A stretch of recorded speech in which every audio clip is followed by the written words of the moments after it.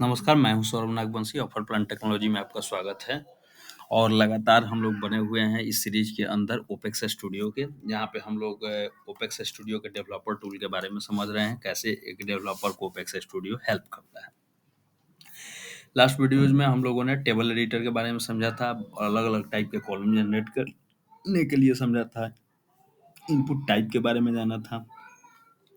और इसके बाद टेबल एडिटर के जस्ट बाद जो डेटा मैनेजर का पार्ट है, डेटा मैनेजर में आते हैं। डेटा मैनेजर में भी जस्ट लाइक टेबल एडिटर की तरह ही आपको पहले टेबल सेलेक्ट करना होता है।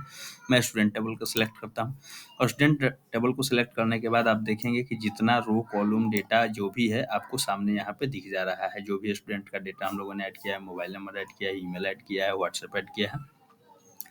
और यहाँ पे जो डेटा मैनेजर का मेन टास्क है, डेटा मैनेजर का मेन टास्क है डेटा डिलीट करना और डेटा रिकवर करना। रिकवर तो बेसिकली रिसाइकल बिन से होता है, बट अगर आपको यहाँ पे कहीं पे डेटा नहीं दिख रहा है तो पूरा डेटा वन टाइम में आपको दिखाना, उस पर्टिकुलर डेटा को एडिट करना या डिलीट करना, ये डेटा मैनेजर का पार्ट होता है। अब आप देखेंगे कि आखिर जब यहाँ से भी हम लोग मैनेज में जाके ये सब काम कर सकते हैं तो डेटा मैनेजर्स में हम लोगों को क्या एक्स्ट्रा बेनिफिट है।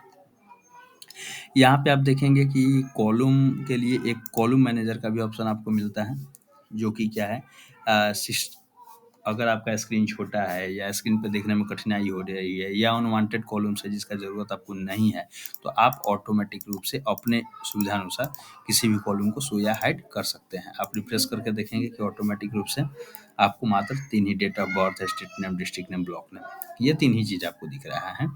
आप जो चाहें जो हटा सकते हैं, जब चाहें इसको ऐड कर सकते हैं। ये केवल शो और हाइड का पर्पस है इसका। अब आप देखेंगे कि टेबल मैनेजर के अंदर हम लोग डेटा मैनेजर में जाते हैं, सेम टेबल को सिलेक्ट करते हैं, तो यहाँ पे देखेंगे कि यहाँ पे भी एज इट इज़ जिस फॉर्मेट में आपने वहाँ पे सिलेक्ट किया हुआ है इसी फॉर्मेट पे है। लेकिन यहाँ पे मेन टास्क होता है आपको डेटा को डिलीट करने के लिए, एडिट करने के लिए। बहुत सारे केसेज में क्या होता है कि आपको यहाँ पे नहीं दिख पाता है। जस्ट लाइक 11 टेबल है अभी आपके टेबल में, तो डेवलपर को तो 11 टेबल दिखता है, लेकिन यूजर का तो एक ही टेबल है स्टूडेंट।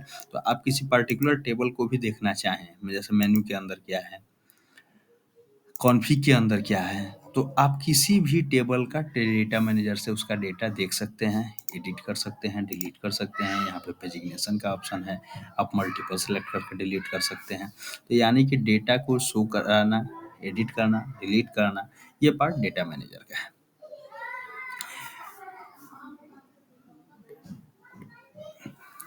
चलिए, डेटा मैनेजर के में इतना ही है। डेटा मैनेजर में फ्यूचर में और जो ऑप्शन आएंगे तो हम लोग उसका अपडेट आपको अलग से दे देंगे।